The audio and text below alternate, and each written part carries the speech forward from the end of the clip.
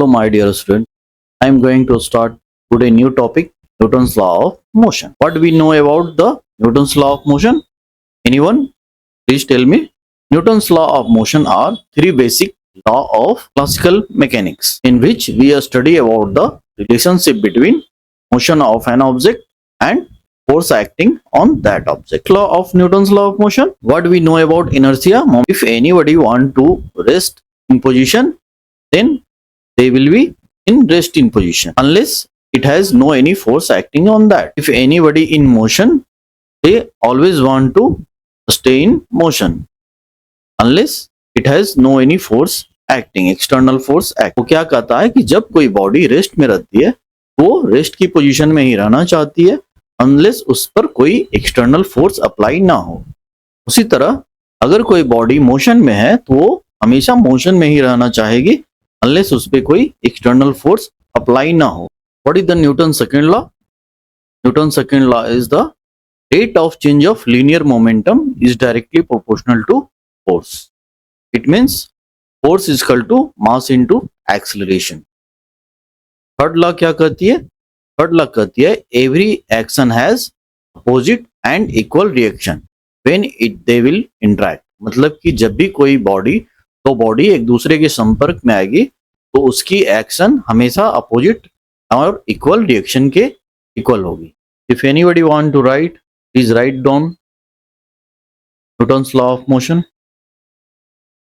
अब चलते हैं एक क्वेश्चन पे। थ्योरी पढ़ लिए, थ्योरी समझ लिए। देखिए फिजिक्स में आपको न्यूमेरिकल सॉल्व करके ही अच्छे से कॉन्सेप्ट क्लियर होंगे, क्योंकि सिर्फ थ्योरी पढ़ने से, थ्योरी का आपको एक्सपेरिमेंट करें, थ्योरी में आपको पूरी तरह से मतलब 4-5 दिन लगा दें तो कोई यूज नहीं है। थ्योरी मेन आपका जो पर्पस है थ्योरी का वो है न्यूमेरिकल सॉल्व करने में। तो आप थ्योरी को जितना जल्दी हो सके ख़त्म कीजिए और न्यूमेरिकल्स पे आइए। इसके लिए मैंने स्टार्टिंग में ही क्वेश्चन दे दिया है। वैसे ये क्वेश्चन एनसीईआरटी की है तो आप लोग को ये इजी वे में बना लीजिएगा, वैसा कोई टफ नहीं है। लेकिन फिर भी एज ए प्रैक्टिस जब हम स्टार्टिंग में इजी वे में छोटे छोटे क्वेश्चन पे प्रैक्टिस करेंगे तभी हम आगे जाकर आईटी के या जो भी कॉम्पिटिटिव एग्जाम होते हैं उसके क्वेश्चन अच्छे से इजी वे में सॉल्व कर सकते हैं। तो क्वेश्चन क्या कह रहा है आप पढ़ लिए होंगे, लेकिन फिर भी मैं पढ़ देता हूँ। A bullet of mass 0.004 kg moving with a speed of 90 metre per second enters a heavy wooden block and is stopped after a distance of 60 centimeter. What is the average resistive force exerted by the block on the bullet? तो कहने का तात्पर्य क्या है?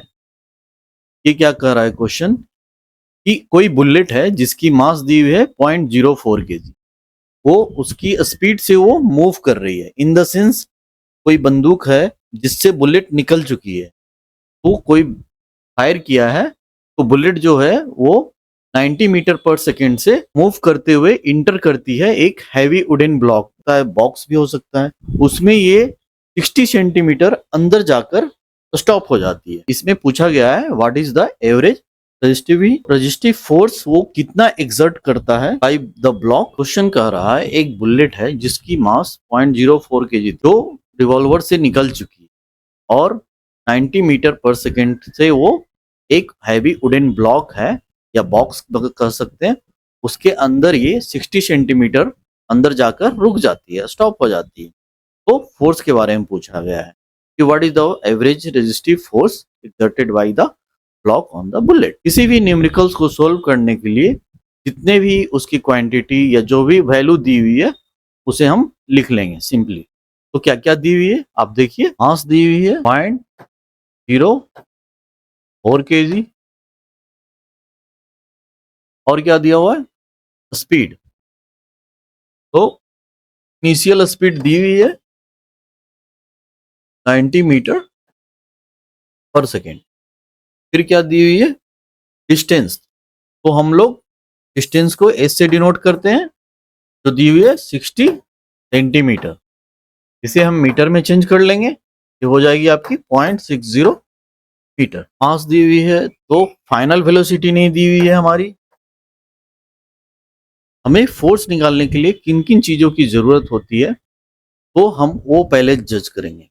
हम क्या जानते हैं, फोर्स हमको फाइंड करना है, फोर्स के क्या फार्मूले हैं। जब एक्सीलरेशन दिया हुआ रहता है, मोशन रहता है, पहला formula v square minus u square is equal to 2as,